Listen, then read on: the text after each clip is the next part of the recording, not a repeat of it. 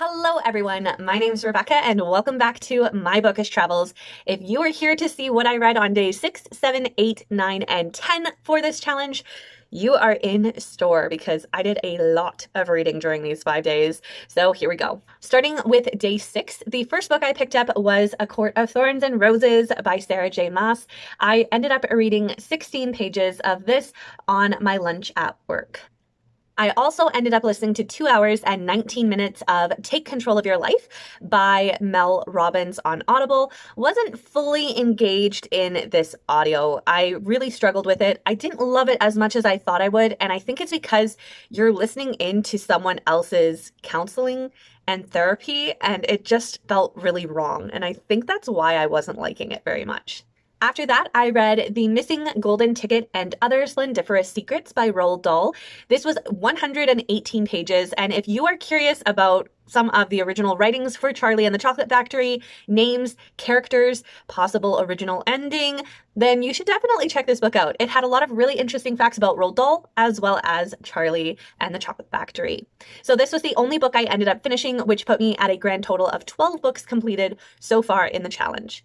So in total, I read 134 pages for the day, and I listened to 2 hours and 19 minutes on Audible. Moving on to day 7. So the first thing I did was I listened to 3 hours and 33 minutes of Take Control of Your Life. I am so close at this point in time to finishing the book, but I reached my cap for the day. And then I ended up picking up and finishing Visions of Sugar Plums by Janet Ivanovich. Yes, this is a legitimate Christmas book, and I picked it up in September, and it was so worth it. This one was 164 pages, and guys, I need a visual on Diesel because it was very interesting. And I'm so intrigued by the little twist that happens where this isn't fully all reality. Well, it technically is all reality, but if you've read it, you kind of know what I mean. I'm really curious. And what did you guys think? So this one takes place between book 8 and 9, and I really enjoyed it. I found it very interesting. And I also found it interesting because Joe is very supportive and very interesting, and Ranger is not in the picture at all, but I feel like Ranger and Diesel might not necessarily mix in the right crowd. So that was the total page count and listening time for day 7. I did end up finishing one book, which put me at 13 books completed, which I'm very thankful about. Moving on right along to day 8. The first thing I ended up finishing was Take Control of Your Life. This was 4 hours and 20 minutes, and I'm so glad I finished it. It did get better for the last, I'd say maybe 30 minutes, where she does a little kind of counseling therapy session with you, and then that's about it. I like that part because, again, it's not focusing on an individual and listening into their session. It gave you some time to just kind of reflect on what she's saying to you. And I don't know, I did not like this one. And I probably would say if you think it's awkward listening to other people's therapy sessions, then you're probably not going to like this one.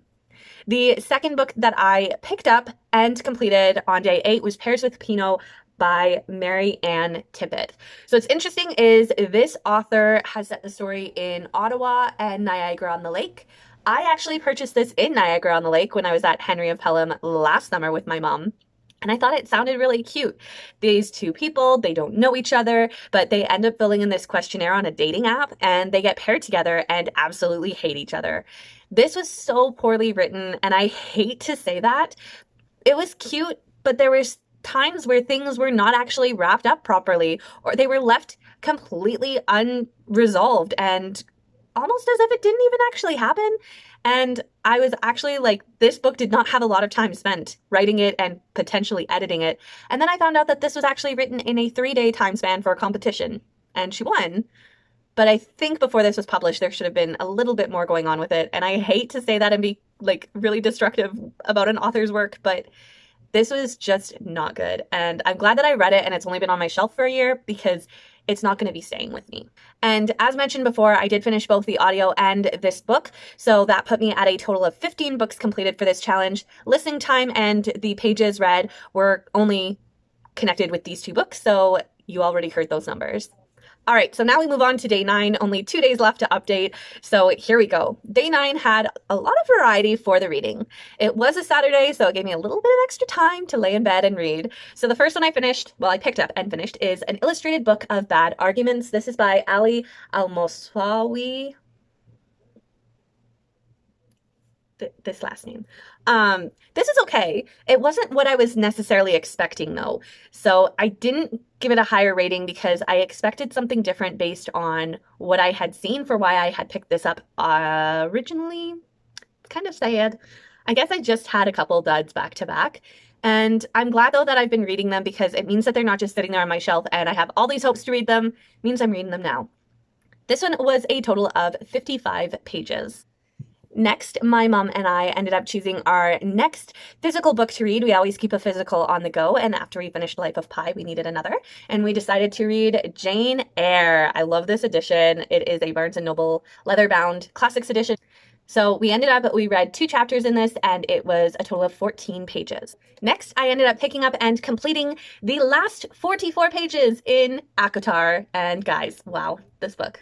Amazing. Totally understand why people say the things they do because this was really good. And then I ended up finishing the day by listening to 57 minutes of In the Gap on Audible. This one's really interesting.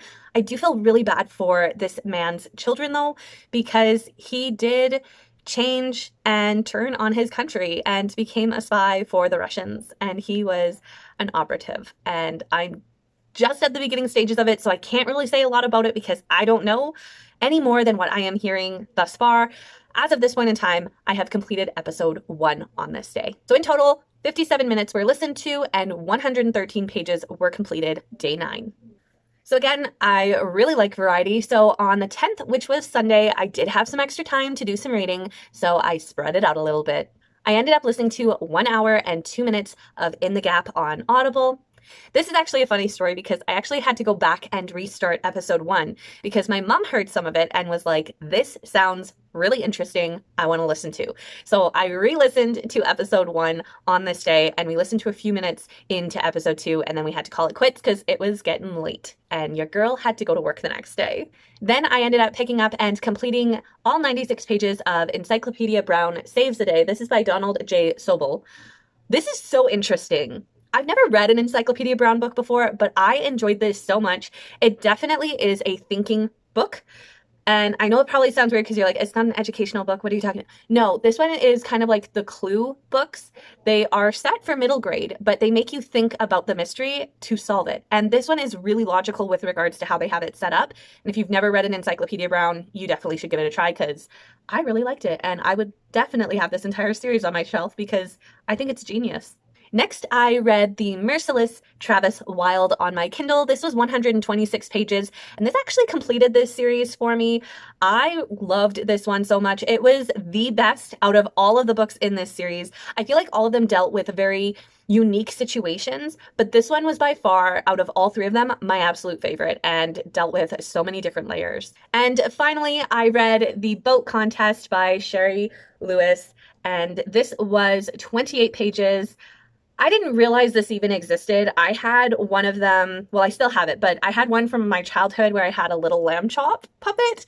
I didn't know this was a thing, and I definitely had to use one of my read 10 books on my shelf in order to get a new book to get this one because growing up, I loved lamb chop, and this was really cute and definitely gave all of the same feelings that the lamb chop stories used to always give me. So I know I didn't mention the total that I completed on day 9. Day 9 brought me to 17 books completed, and on day 10, it brought me to a grand total of 20 books completed in this challenge. I'm so excited to have 20 books taken from my TBR shelf and moved to my completed shelf. In total, I listened to 1 hour and 2 minutes on Audible, and I read a grand total of 250 pages on day 10. So at this point in time, I just want to kind of mention that I know that I'm completing more than 1 book each day because I am a multi-reader. I do not read just one singular book a day or one singular book at a time.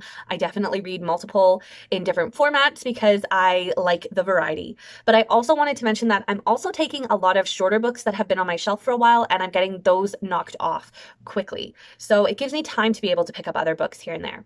In general, one really great thing about this challenge is it's allowing me to see that some books just are not for me. Either they're not for me for the person I am now compared to when I bought them, or it's just that it's not the right book for me in general. So I like the fact that I have been able to get my money's worth by actually physically reading the book. And although it's sometimes bittersweet to say goodbye to a book, I am glad to see these books go because they're going to go to somebody who is going to care and cherish them probably more than I would, because they're just going to sit on my shelf and be ones that I'm not going to appreciate. So I hope you guys enjoyed this video. Until next time, stay safe, stay well, and I will see you in another 5 days. Bye!